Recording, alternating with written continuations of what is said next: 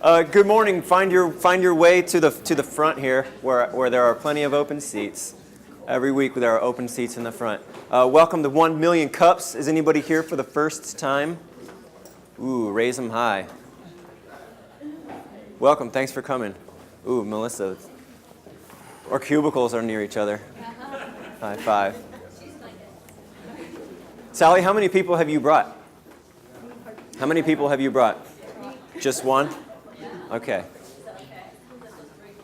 We have a mugs club here at 1 Million Cups. If you bring 3 people, you get a mug. Yeah, since nobody's here.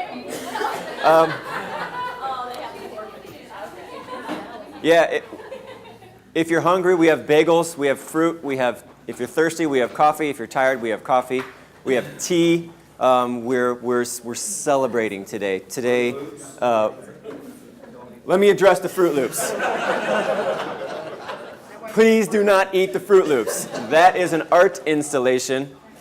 Oftentimes I have to remind myself even that we meet here weekly. We are in an art gallery. So please do not eat or touch the Fruit Loops.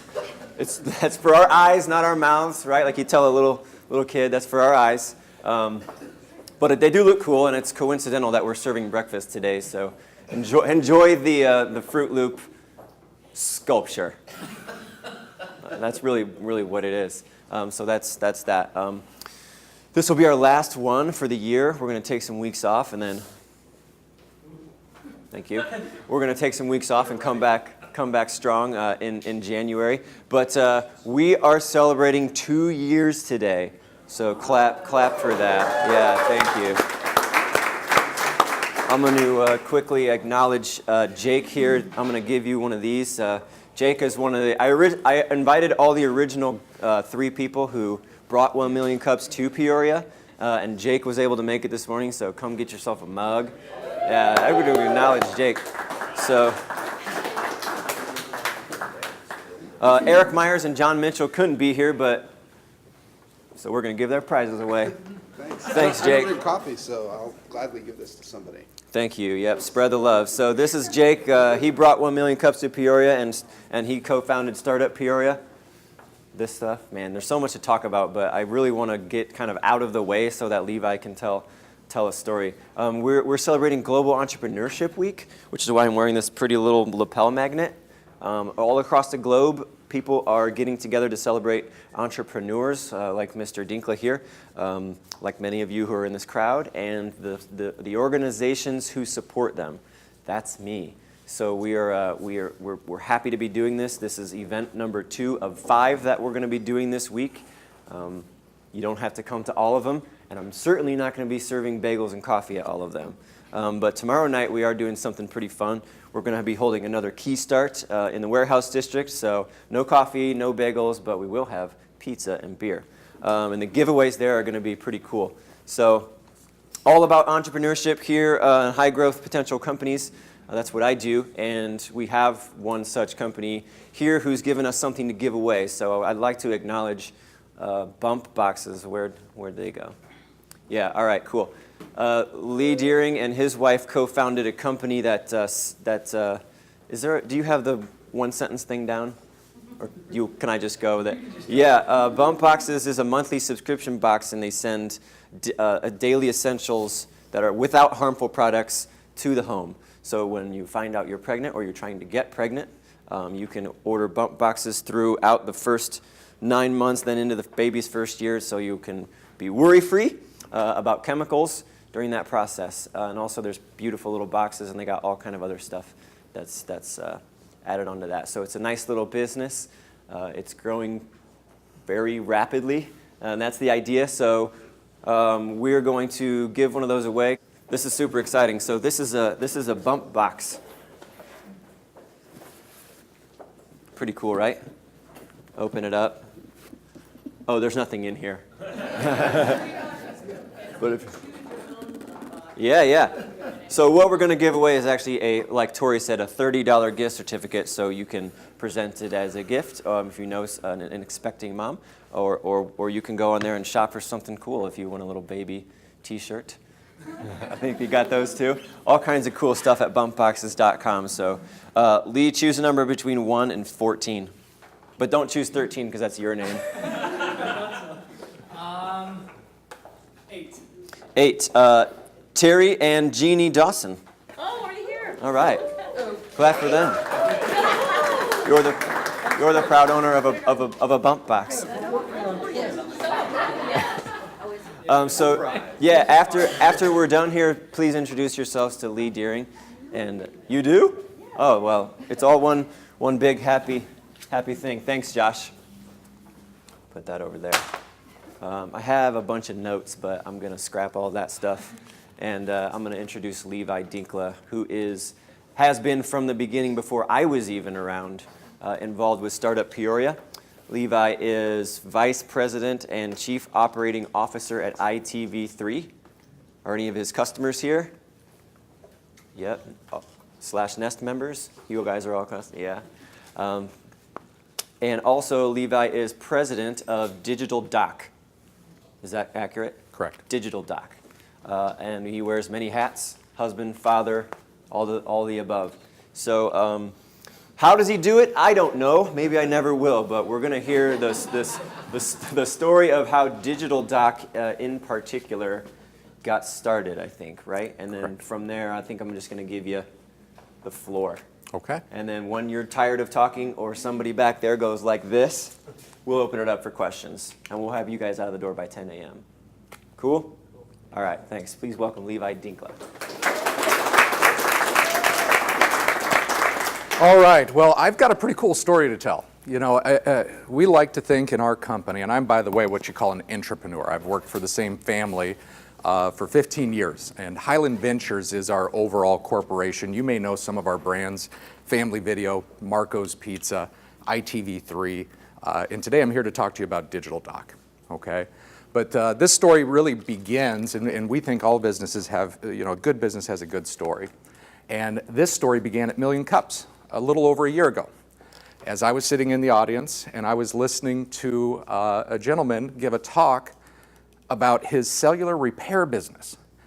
And I happened to have in my hand a broken phone. And I'm listening to him talk, and he's talking about, what a great business it is and how excited he was. His name's Brandon Martin, by the way, and if anybody knows Brandon, he is entrepreneur defined. Okay, he's a lot like Jake, a guy like Jake that I think about as an entrepreneur. But anyways, we own, through Highland Ventures, another one of our things is legacy commercial property, and we own over 650 strip malls throughout 23 states. We're actually a property company first. And so through our company, I get to invest in property, so I'm always thinking about our property. I'm thinking about things we can do with our property. And Brandon got up, gave a 15-minute speech about Central Illinois telephone repair, which is his business. Afterwards, I walked up to Brandon, I shook his hand, and I said, we're going to do this nationwide in over 700 locations. I just don't know if we're going to do this with you. Would you like to talk to me about your business? He said yes. We met, I think, 2 days later in my office in East Peoria, and we sat down and we talked about, about the industry and talked about the resources that Highland Ventures has to bring to the industry. And something kind of came up, which is it's a highly fragmented industry. There are very few big players, and it's largely a lot of smaller techie type people that are solving problems at a local level. With our experience at Highland Ventures of opening hundreds of stores, retail locations in a very large footprint, I thought, we've got the systems in place to open a lot of stores. We have the support network in place to open a lot of stores. We have the people to manage a lot of stores, and we have the real estate so we don't have to worry about haggling with landlords. Sounds like a good deal.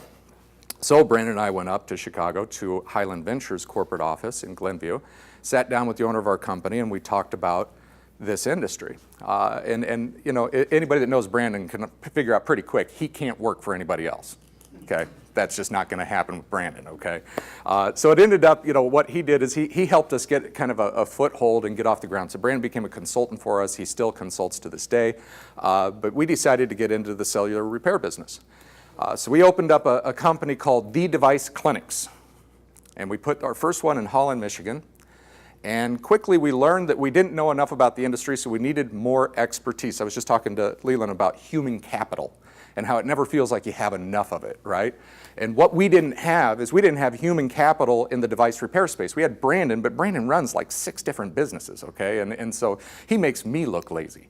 And so, you know, other than Brandon, we really didn't have a lot of expertise. So we decided we needed to get into this industry. If we were going to commit ourselves to it, then we needed to get human capital. So we used our management network, and we went out and we told all of our regional managers in all these states, we said, we want to talk to anybody who's willing to talk to us that has, you know, 2 or 3 or more outlets in this space. And we want to buy a company so that we can get into this space. And so we went out and interviewed dozens of companies, and we ended up purchasing a company out of Owensboro, Kentucky, named Digital Doc, okay? And the reason why we purchased Digital Doc is because we liked a couple of things about it. First of all, the owners. You know, it starts with people, and the owners of the company were a good fit culturally for us. Second of all, instead of just focusing on Apple products only, they did everything. Instead of focusing on phones only, they did everything. Now, I want you to think about what you thought a phone was 10, or some of you, if you're old enough, 15 or 20 years ago. What you have in your hand or your pocket today does not resemble anything that you thought a phone was going to be 10 years ago. So I'm not comfortable thinking that what I think a phone is today is going to be a phone in 10 or 15 years. So I don't see the point in setting up a business that you don't have a future for. What I do feel comfortable is that we're going to be using digital devices and we're going to be interacting with technology.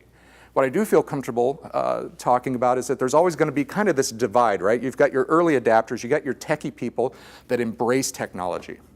And then you have the rest of us that kind of follow hesitantly, all right? Our market is the people that kind of follow hesitantly. And what we want to do is we want to be the trusted digital solution provider in the communities that we serve. When I say digital solutions, it's everything from fixing a phone to talking to you about, you know, where you should be spending your money on Bluetooth devices, you know, what technology can you use to better empower yourself to be more efficient in our digital age. And that's really our focus. So we're much more than just a repair shop. We sell, we buy, we refurbish, we do educational seminars. We do it all. We are about solving your digital problems. We are about bringing you into the digital age. And that's really our company. A couple of things that I wanted to talk about is a couple of success stories that are directly tied to this. So I mentioned we bought a company out of Owensboro, Kentucky. We moved their corporate headquarters here to Illinois. So because of Million Cups here in Peoria, Illinois, we have one more company registered in the state of Illinois paying taxes here in Illinois today. So congratulations, Peoria. Because of Million Cups here in Peoria, when we purchased the company back in March, we had 14 locations. They were all franchise locations. We've since grown to 31 locations, and we've opened up 10 corporate stores. So we've created 80 more jobs, some of which are here in Illinois, but they're really spread out all over the Midwest. But 80 more jobs have been created so far this year because of Million Cups, because of this vision that we had from visiting here. Hundreds more are going to be created, and I'm proud to say that the training facility and the support facility for all Digital Doc locations is located right here in East Peoria. So what that means to the local economy here is over the next 5 years, we anticipate that's going to be probably around 30 jobs that are going to be based out of here in more of like a headquarters type environment. People that are going to train. We are already doing training sessions here out of East Peoria. We have three people that are employed out of our training facility right now. And you know, this event is always about talking about what we need. Well, right now, I need corporate trainers. So if you think you'd like to go out and learn how to fix devices, you know, how this business works, and then share that with people, whether it's through our corporate stores or our franchise locations, that's something that we need. And in a day and age where layoffs are announced and very few hirings are announced, I'm happy to announce we're hiring. So we're looking for people, not just at Digital Doc, by the way. We have 5 brands. We're looking for people in all 5 of our brands. So if you're looking for a job, if you're looking to start a company, go ahead. If you're looking for a job, come talk to me. You know, another thing I didn't touch on real quick is the franchising aspect. We like the idea of franchising. In Digital Doc already had all the documents in place. They were already registered in most states, and we like that idea because when we looked at Family Video, we became, and right now, we are the largest video rental chain in the world, okay? That's pretty cool. We were also the first. We started in 1977. There was another gentleman out on the West Coast. We both started pretty much at the same time, so we were first or second, but we always like to say we wanted to be the first one in, the last one out into that business, and we've achieved that vision. But when we look back at that, we probably, we focused on growing by owning our real estate and making sure we had great people. We may have had an opportunity to be much bigger, like a Blockbuster, if we would have considered franchising at the time. Franchising is a great way to grow your business faster. It's also a great way to really mess up if you're doing it for the wrong reasons. But as long as you have a focus on the quality and the cultural fit of your franchisees, it's a great opportunity to grow your business. We also had the experience of being the largest franchisee for Marco's Pizza. I don't know, raise your hand if you've had our pizza here in town. Okay, pretty decent pizza. That's a franchise system. And we're the largest franchisee with 115 locations. Being a franchisee is probably, if I were going to give you advice on becoming a franchisor, the first thing I would say is become a franchisee and you'll learn what you like and you don't like, and that's what will give you a mind for what you want to change so you can better help your franchisees. And that's kind of the perspective we came out. We see the franchising as a great way to grow Digital Doc nationally, and right now it is a fragmented industry. There are no major players really to speak of. We see an opportunity in the next 3 to 5 years to become that major player. We have our real estate portfolio that is got, like I said, roughly 650 properties that we know we can open in. We want to open another 1,000 or so in franchise locations, and our end goal is in 5 years' time to have between 1,500 and 2,000 total locations and to be the trusted source for digital information in the communities that we serve. So, in a nutshell, that is Digital Doc. In a nutshell, I do have to thank also Jake, I got to thank Randy, I got to thank everybody as part of this movement. I've been lucky enough to get to be a part of starting several brands here over the last 5 years. 3 or 4 of them have been inspired by Million Cups and by Startup Peoria in general. So I owe a lot, our company owes a lot to this movement, and I'm excited to be here today. I'm always excited to help and to do whatever I can. So with that, I'll open it up to questions. Yes? Always first. Okay, I picked it up very slowly, but the question is, number one, you focus on, tell me a little bit more about that, focus on owning your real estate first as an entrepreneur? Yeah, so... and what was the second part of that statement? I missed that part. Well, we focus on property and people we think are our two greatest assets, right, in any of our brands. So I'm always, when I'm thinking about businesses for our company, I'm thinking, is this a good fit for our property, and is it a good fit for our people? An example of that, is our properties tend to be on good corners, closer to the neighborhood, not closer to the mall. So if you got a business that's more set up to be closer to the mall, that's probably not best for our property portfolio. I felt that the Digital Doc business was a good fit for our property because if you got a broken device, you're going to have to go past us on your way to work in the morning and on your way at home. So you might be going to my competitor, but you're going to have to drive past me because our properties tend to be closer to where you live. And when you look at all of our brands, they tend to fit in with that, the services or the products that you don't want to have to travel all the way out to the mall or to the Walmart to get, right? So that's what we focus on. And then people is always, you're only going to be as good as your people. Right? You can have the best property in the world if you don't have the right fit for your people. It's just not going to work. I think that's the same concept that McDonald's had, was corners, get into the corners Yes. of location. Yeah. So when you're thinking, and this is something, whether you own or whether you're renting, we help our franchisees. We do all their support for them. So we find their real estate and we get them in their leases because we're also a landlord. We have over, I think, 600 tenants. So we negotiate a lot of leases every year. One of the first things that we look for is, we want visibility first. Visibility, you pay a little bit more in your lease, but you save a ton in advertising because you don't have to go and pay the radio station, you don't have to pay the newspaper to tell people where you are. They see you when they go by. So we focus visibility first, access second, competition third. Yeah. Thank you. Yeah. So how did you go about, what was the process for finding your expertise, and how did you find Digital Docs in Kentucky? So we went to our regional managers and directors and said, go out there, find out who else is in this space.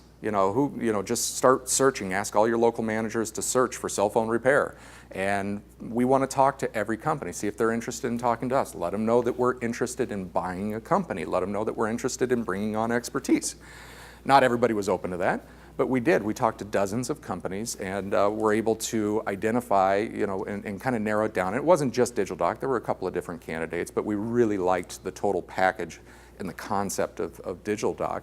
Then we just negotiated for it. Since then, we had a gentleman in Green Bay, Wisconsin, by the name of Tom Middlestead, that sold his interest in his 4-store chain of repair shops that he had built in the Fox Valley.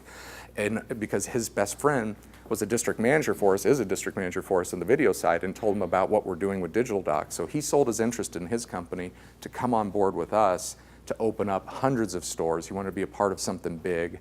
And he's our corporate trainer, so we acquired him and his knowledge, and we continue to do that. We're always looking for people with expertise. One of the things that we look for that's a little bit different, and we think is a competitive advantage, is most of the repair shops are ran by really techie people.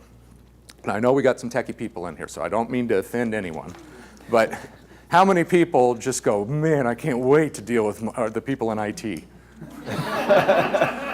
Well, that's who's running most of these shops. So the customer experience, while they may be decent at fixing a device, the customer experience is lacking. So what we identified as a market opportunity was, we thought if we can, and this is what this gentleman from Green Bay did for us, frankly, he said, if we can have a training system that allows us to take a customer service person and teach them how to fix a device well, we're going to be way better at customer service. And we always like, in any of our brands, we like to compete on customer service because, throughout our company's history, that's really what we've kind of built ourselves on.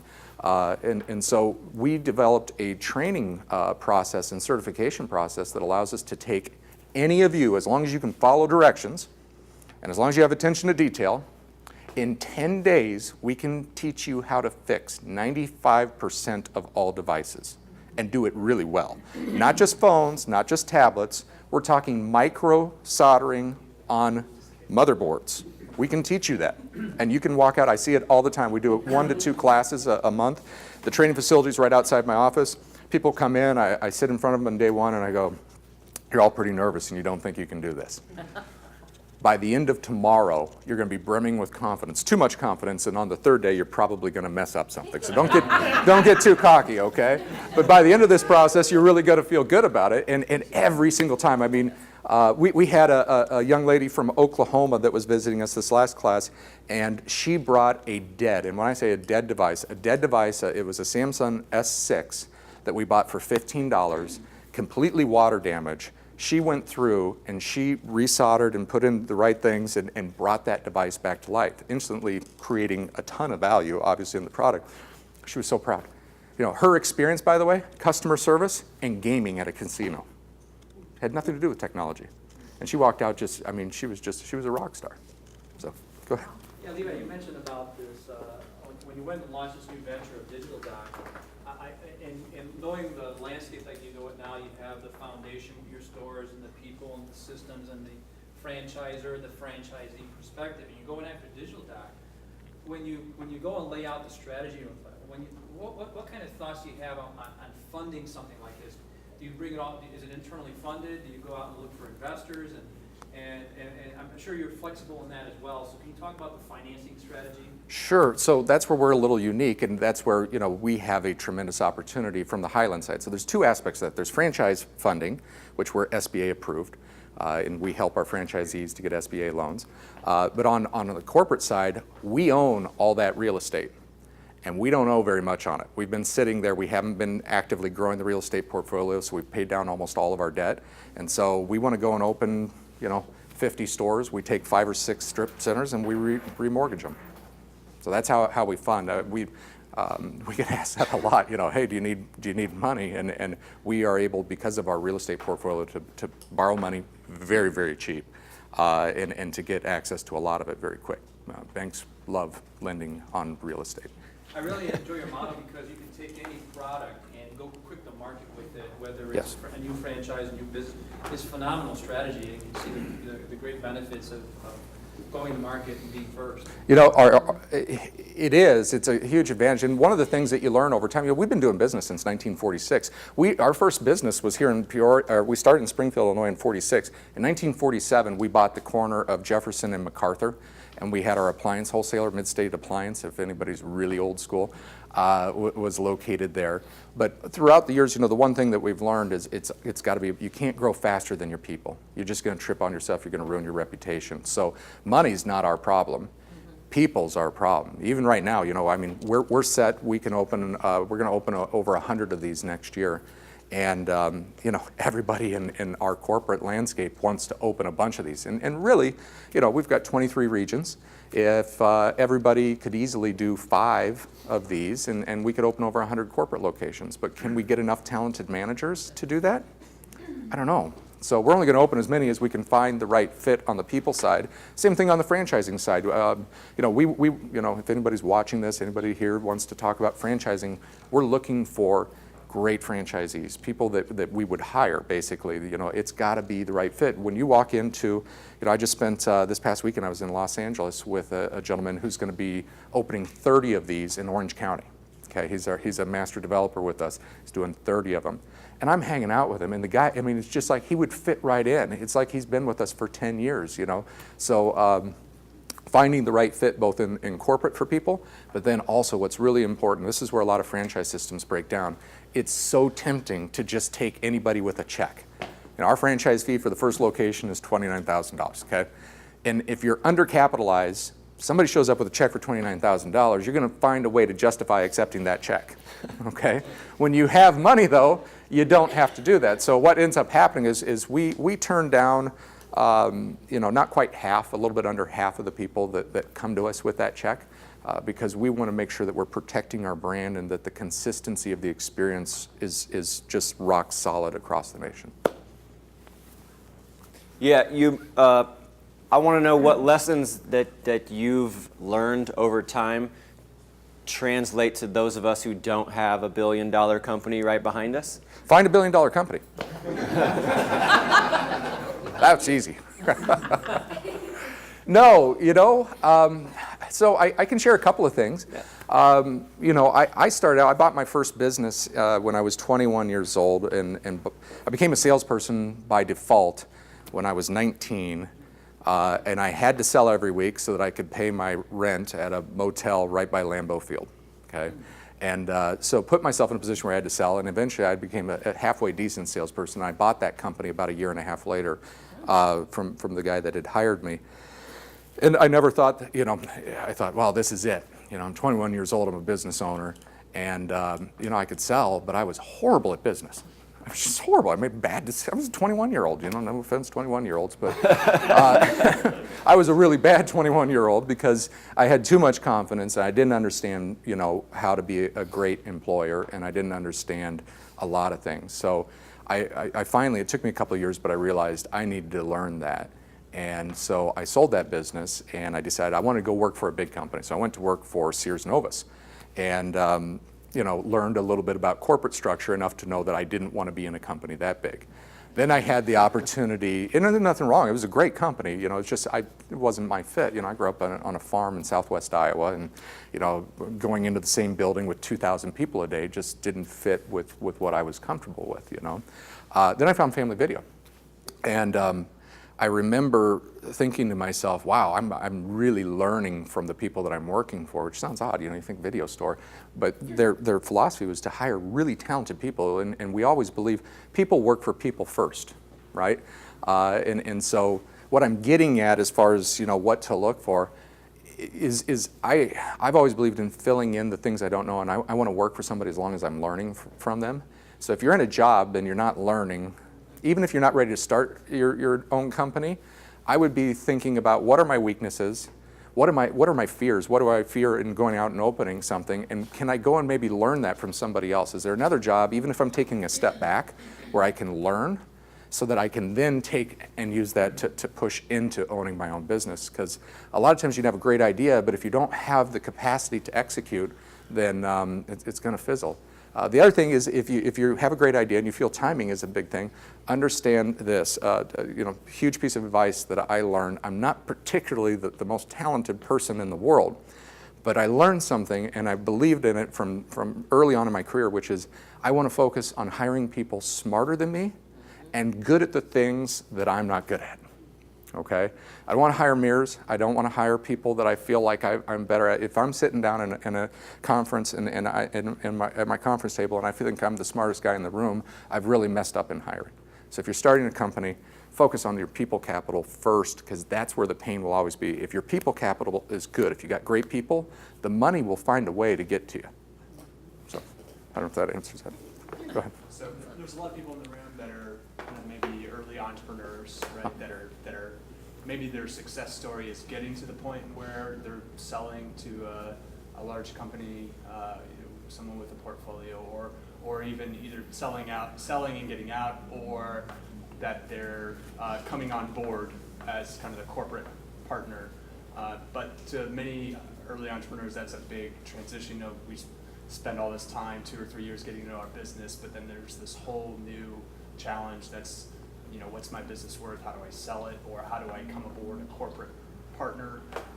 Maybe talk a little bit about that kind of transition and like words of wisdom, piece of advice as to like how to get there and what problems kind of face entrepreneurs as they deal with someone like yourself. So I've got a couple of different perspectives on that. I can talk from the perspective of somebody who has helped to acquire brands and acquire people in that situation, and I've also advised people who are in the opposite situation and looking to be acquired. A couple of things, and there's no gospel in this. It's just opinion, You can look for examples in different ways that people do it and find people that are successful and people that are really resentful. The first thing I would focus on is it the right fit?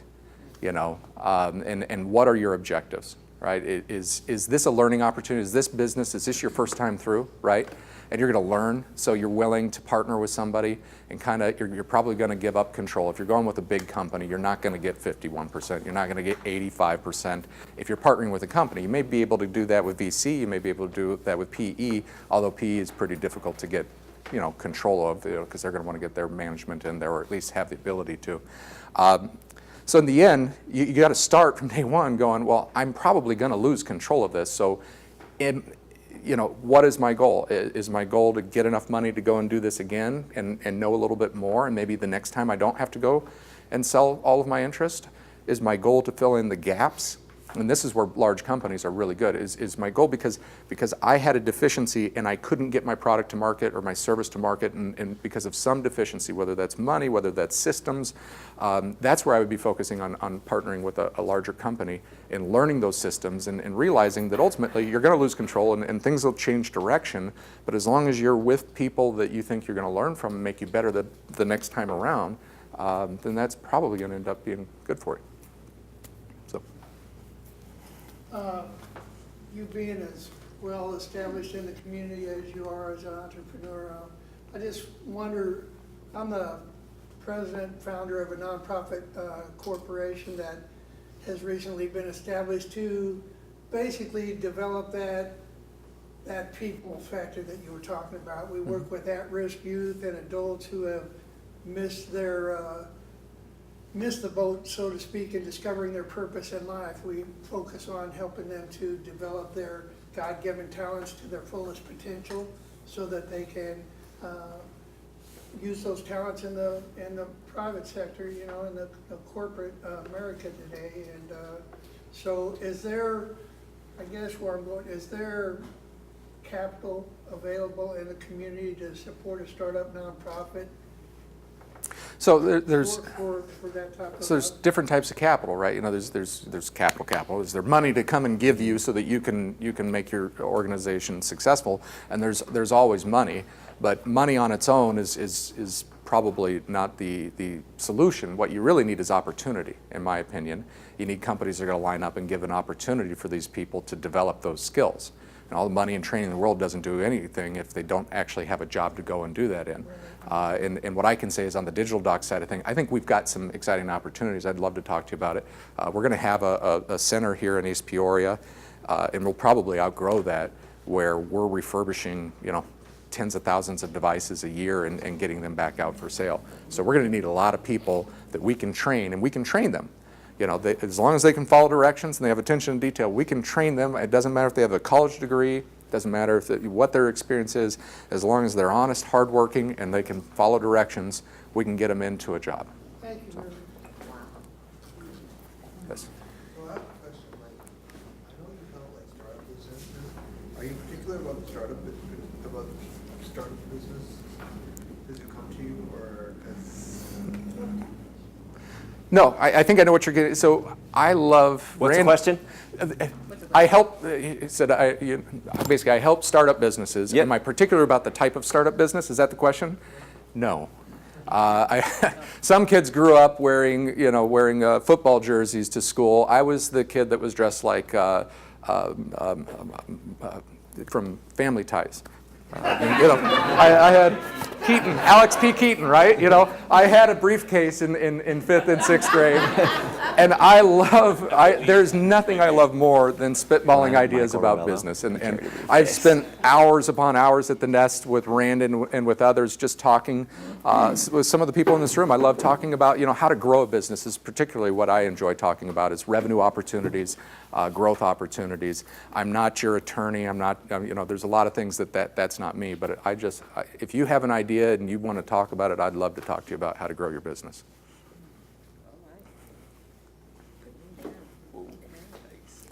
Yes.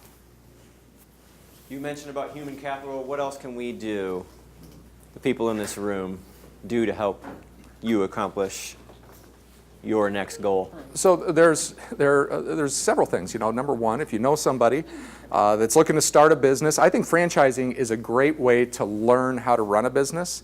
And then you can go out and, think about it, you evolve. What are the odds the first business you ever start is going to be what you're going to be doing 50 years later? Sometimes it is, but sometimes that's where you learn. Franchising is a great way to learn. So if you know somebody looking to start a business, we're looking for franchisees. If you know somebody looking for a job and they're outgoing and they have a good personality and you think they'd have an aptitude for sales, that's the type of person that I'm looking for in my management and corporate training position. So we're looking for those type of people. Overall for our brands, we've got Marco's Pizza, we've got a fitness center, we've got iTV3, we've got family video. We're just looking for managers in general, people that are talented. And we could get into several more brands. I've got tons of other ideas, and a lot of very smart people, smarter than me, have got ideas of what to do with our real estate and our people. We just don't have enough people to do it. So we're looking for people. That's number one. Number two, keep coming to this. Support Million Cups. Support Startup Peoria. Go to the events. I'm a little mad I wasn't invited to the beer and pizza event. I'm at the coffee. I think I'd probably fit in okay with the beer and pizza. But go to the events, support this community. Good things are happening. I mean, to think about where we were at when I first met with Jake, I don't know, Jake, what was it, a couple of years ago, 3 years ago already? And he talked about this vision that he had. It really fit in with our vision for Highland Ventures, and at that time, it was iTV3 that we were talking about, of creating this vibrant, startup, engaged community where we're supporting each other, okay? And my message here is less about, it is about Digital Doc, and it's about Highland Ventures today, but it's also about how successful we can be. I mean, thousands of jobs are going to be created in the next 5 years because of this movement, just with our company. Okay? Now take all of your stories and add that all up and think about the economic impact that we've had over the last couple of years. But it takes sustained effort. Anybody in business knows, it's about persistence. So, keep coming, keep talking, keep inviting people to these events. Be engaged. Okay? Go to the Nest. If you can, go there and volunteer your time. We need people who will get in there and talk to entrepreneurs and offer your experience. Tell people about the Nest. We need more people in there. The people that are in there, every time I go there, they're sharing ideas, and I think that benefits. Anytime you can share ideas specifically from different points of view, right? If I love, none of my friends do anything similar to me, but I talk to them and I get advice from them because I find the most valuable advice comes from somebody with a completely different perspective. You're going to get that if you go to the Nest. So support the movement. That would be the other thing I would ask for. Okay? I did not ask him to say all of that, but he did. Let's hear it for Levi. All right, Levi.